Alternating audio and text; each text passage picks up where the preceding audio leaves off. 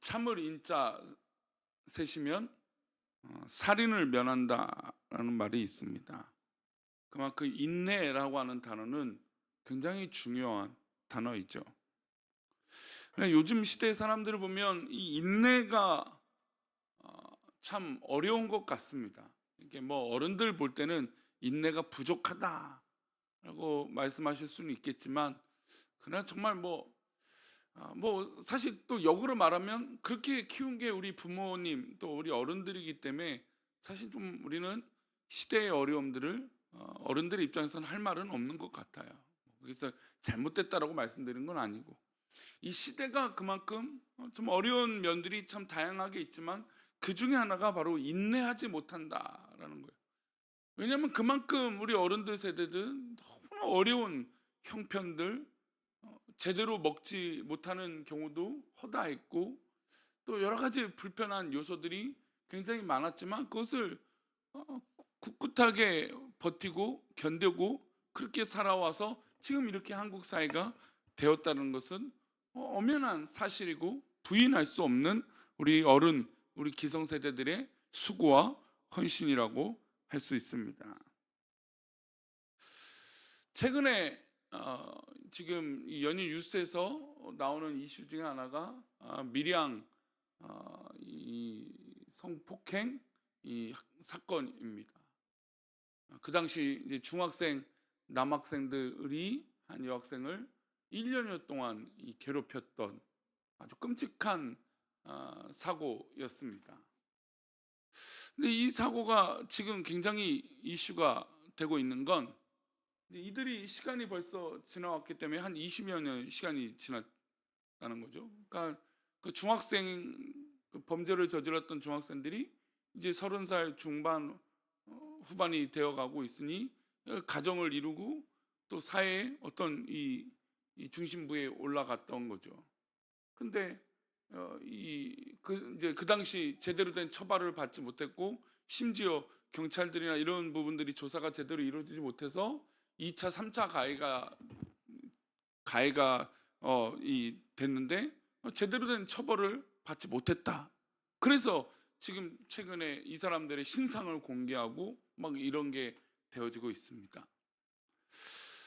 그런 모습 보면 그 많은 이 44명이나 연루된 이 사건에 어느 하나 잘못했다라고 말하는 친구들이 없고, 잘못된 것이 말하지 않는, 그러니까 어떻게 보면 이 충동에 유혹에 쉽게 빠지는 이런 시대를 보고, 또 그거에 대한 마땅히 이 잘못을 인정하지 않는 이 시대를 보고 참으로 안타깝고, 또한 그 모습을 보고 이 말세라고 하는 생각이 더더욱 들게 됩니다. 물론 그 당시 어린 아이들을 지금 성인 되어서 또 이 법적 제재가 아니라 사적 제재라고 하죠. 일반인들이 뭐 그것을 이름을 공개하고 노출시켜서 한순간에 뭐 가게 뭐 어떤 뭐 영업하는 걸 다 뭐 지금 못하게 만들고 있다, 뭐 이런 뉴스들이 지금 막 서로 찬반 논쟁이 이루어지고 있는 것 같습니다.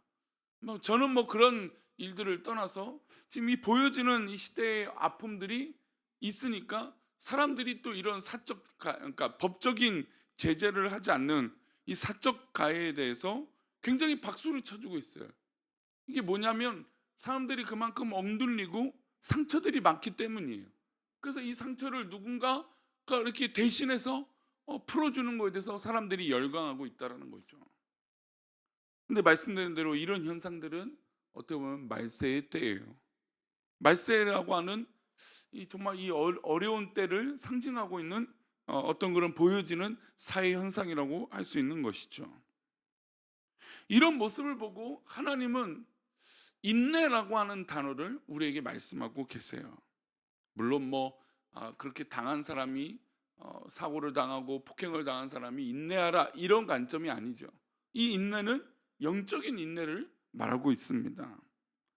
또한 하나님의 심판의 때를 묵상하며 우리 인간이 얼마나 영적으로 또 신앙적으로 참아야 되는지 그런 부분들을 돌이켜 볼 수 있는 장면이 바로 오늘 요한계시록 8장입니다. 6장을 말씀드리면서 이 요한계시록 심판에 대해서 말씀을 드렸어요. 일곱 인의 심판, 일곱 대접의 심판, 뭐 일곱 나팔의 심판 이렇게 이어지게 됩니다. 일곱 나팔의 심판이 먼저죠. 그다음에 대접의 심판 이렇습니다. 근데 그중 일곱째 인, 즉 여섯 번째 인까지가 6장에 나오고 7장을 넘어가고 8장에서야 이 일곱 번째 인의 재앙이 나오게 됩니다. 즉 이 그동안의 시간의 흐름이 있었다라는 것이죠. 그럼 왜 하나님이 이렇게 하셨는가라는 거예요. 아니 그냥 일곱 번째 이 심판이니까 쭉쭉쭉 되어져야 되는데 왜 하나님은 이 일곱째 심판을 이렇게 8장에서나 되어서 하시는 것일까요? 그것은 하나님이 보여주신 여섯 가지 심판을 보고 사람들이 돌아오기를 기다리신다는 거예요. 이거를 지금 참는다라고 하는 인이라고 하는 말씀이라는 거예요. 그러니까 우리가 용서하고 참는다라고 하는 장면은 그 영혼을 불쌍하게 여긴다라는 거죠. 하나님은 여섯 번째의 심판들을 보여주셨어요. 얼마나 어렵고 힘든 심판입니다. 우리가 알다시피 이 심판은 점점점 커지는 심판이에요. 그러니 일곱 번째 인이 열리는 순간 정말 거대한 심판이 이어지게 되어 있습니다. 그런데 하나님은 이 일곱 번째 인의 심판을 늦추신 것은 그동안 사람들이 돌아오기를 바라셨다는 것이죠. 노아의 시대 우리가 잘 알다시피 하나님은 홍수 심판 동안 몇 년을 기다리셨습니까? 120년을 기다리셨어요. 그런데 사람들이 돌아오지 않습니다. 하나님은 방주의 문을 닫기 전에 7일 동안 또 기다리셨어요.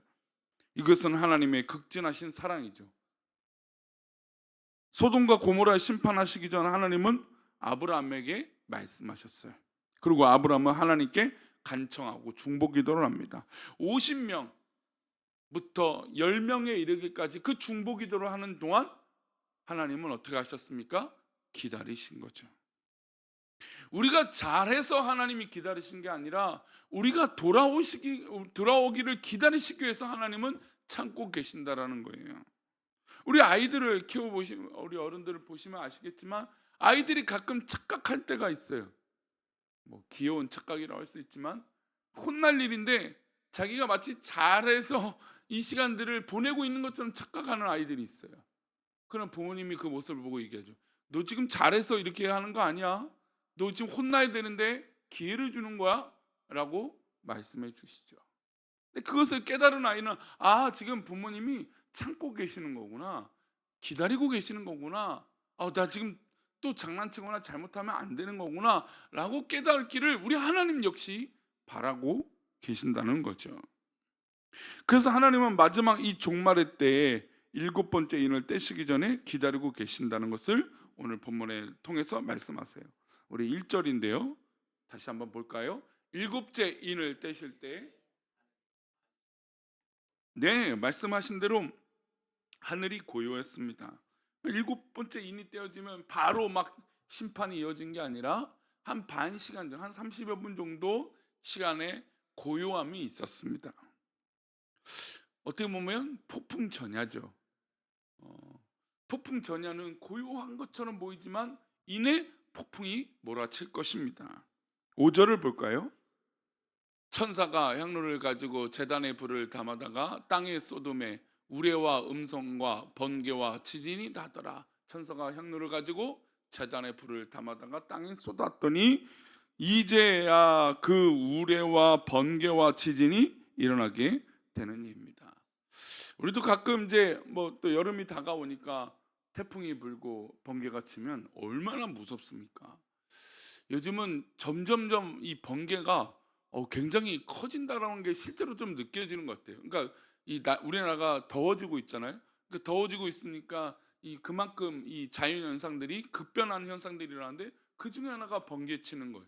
번개가 예전에는 좀 이렇게 뭐 가끔 이렇게 크게 들렸는데 요즘은 뭐 비바람이 많이 불 때는 태풍이 정말 무섭게 친다고 느껴질 때가 종종 있습니다. 사람들은 그렇게 번개가 치면 두렵죠. 실제로 번개를 맞는 일들이 있고 번개로 인해서 사고가 나는 경우들이 있고 또 우리가 그 번개 맞는 확률이 그렇게 크진 않지만 그럼에도 불구하고 그 번개가 치기만 해도 얼마나 인간의 연약하고 두려움을 느끼지 않습니까? 그런데 이렇게 번개를 치시면서도 하나님의 마음은 편치 않으시다는 거예요. 아무리 기다려도 인간이 돌아오지 않았기 때문이죠. 그런데 놀라운 사실은 일곱 번째 인을 때는 이때는 심판 가운데 성도들의 기도가 있고 그 기도를 하나님이 받고 계신다는 거예요. 그러니까 이런 지진이 치고 있는 이 순간에 하나님은 기도를 받고 계신다는 거죠. 3절과 4절이에요. 그러니까 지금 방금 번개치는 건 5절이었잖아요. 근데 3, 4, 4절을 보겠습니다. 또 다른 천사가 와서 제단 곁에 서서 금향로를 가지고 많은 향을 받았으니 이는 모든 성도의 기도와 합하여 보좌와 금제단에 드리고자 함이라. 향연이 성도의 기도와 함께 천사의 손으로부터 하나님 앞으로 올라가는지라. 이렇게 번개가 치고 이 심판이 이어지는 그 직전에 하나님의 이 놀라운 이 순간에 성도들의 기도가 올라가고 있다라는 것이죠. 성도들이 심판 가운데 드린 기도가 금 항로에 담아서 하나님 앞에 올라가고 있습니다. 오늘 이 말씀이 우리에게 주시는 의미가 뭘까요? 아무리 무서운 심판의 때로도 우리의 기도는 이어져야 된다는 거예요. 어떤 순간에도 우리는 기도해야 된다는 것이죠.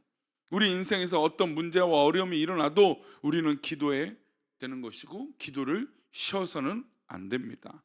하나님은 우리의 기도를 받으시고 듣기 원하시고 기도할 때마다 응답하십니다. 아멘.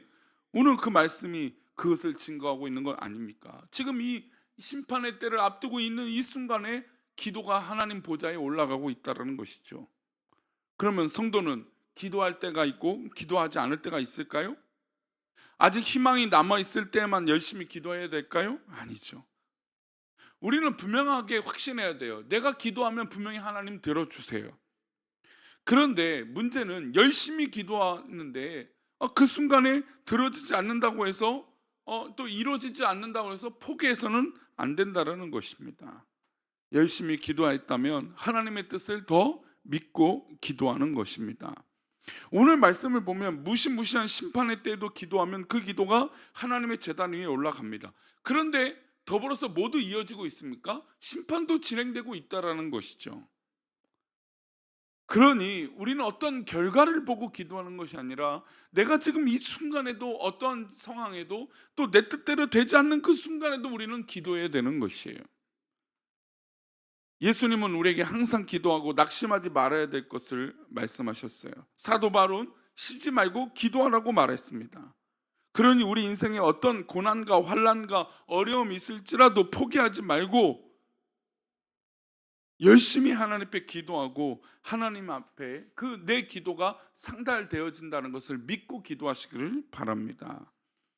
그러나 어리석은 이는 일곱 번째 인에 이 심판이 이어질 때도 회개하지 않습니다. 하나님의 심판은 곧장 이뤄 곧 일곱 나팔 심판으로 이어집니다. 천사들이 나팔을 하나씩 불어요. 근데 그때마다 이 땅에 무서운 재앙이 닥쳐요. 우리 7절 말씀입니다. 함께 읽겠습니다. 첫째 천사가 나팔을 부니 피 섞인 우박과 불이 나와서 땅에 쏟아지매 땅의 3분의 1이 타버리고 수목의 3분의 1도 타버리고 각종 푸른 풀도 다 타버렸더라. 첫 번째 천사가 나팔을 부니 3분의 1이 다 탔어요. 일곱 번째 인을 떼실 때는 4분의 1을 멸망을 당했는데 일곱 번째 나팔을 불고 나니까 3분의 1이라고 하는 어마어마한 숫자가 멸망을 당합니다. 일곱 인을 떼실 때는 그런데도 견딜만 했습니다. 그래서 하나님은 이 심판을 통해서 보여주고 있는 게 인간의 어떤 그런 죄성이 아닐까요? 이런 일이 일어나고 있는데도 인간들은 회개하지 않습니다. 그러니까 이 계시록의 말씀을 볼 때 하나님의 사랑과 이 심판의 때도 하나님은 기다리고 계신다는 게 분명히 느껴져요. 근데 그 순간에 안타까운 건 인간들이 회개하는 사람들이 보여지지 않는다는 거예요. 그러니까 하나님은 그 심판과 고난을 우리에게 주시면서 돌아오기를 기다리고 참고 계시는데 우리들은 회개하지 않는다는 거예요. 일곱 나팔을 불 때도 사람들은 회개하지 않고 아직 3분의 2가 남았다고 생각하고 있다는 거예요. 그러니까 이렇게 심판을 받고 있는데 나는 아직 3분의 2 속에 있네? 라고 그렇게 착각한다는 거죠. 하나님께서 우리 인생을 심판하실 때 어떻게 보면 한꺼번에 하시지는 않습니다. 조금씩 경고하세요. 그런데 우리는 뚝이 무너질 때 조그만 빈틈에 금부터 시작된다는 걸 잊지 말아야 됩니다. 조그만 금이 가고 조그만 경고가 있을 때 우리는 깨어서 하나님의 사인이구나, 하나님이 인도하심이구나, 하나님의 경고하심이구나, 지금 하나님이 기다리고 계시구나, 여전히 나를 보고 기도하고 계시는 것이구나 라고 깨달아서 우리가 오늘도 주님의 품 안에 있는 복된 하루가 되시기를 축원합니다. 그리고 하나님의 경고하심에 반응하며 하나님의 품으로 안기는 귀한 복된 하루가 되시기를 소망합니다. 기도하겠습니다. 하나님 아버지 감사합니다. 오늘도 복된 하루를 우리가 살아갈 때 하나님의 이 말씀하심과 이 경고하심을 잊지 않게 하여 주시고 우리가 주님의 품 안에, 주님의 사랑 안에 거할 수 있도록 하나님 복을 내려 주옵소서. 우리 믿음의 백성들이 하나님의 음성에, 하나님의 사인에, 하나님의 말씀에, 하나님의 경고에 우리가 반응하며 깊이 깨달아 주님의 품 안에 있을 수 있도록 복을 내려 주시옵소서. 우리 함께하여 주시고 우리와 동행하시고 정말 우리 귀한 성도들을 이끌어 주실 것을 믿사옵고 거룩하신 예수 그리스도 이름으로 기도 올려옵나이다. 아멘.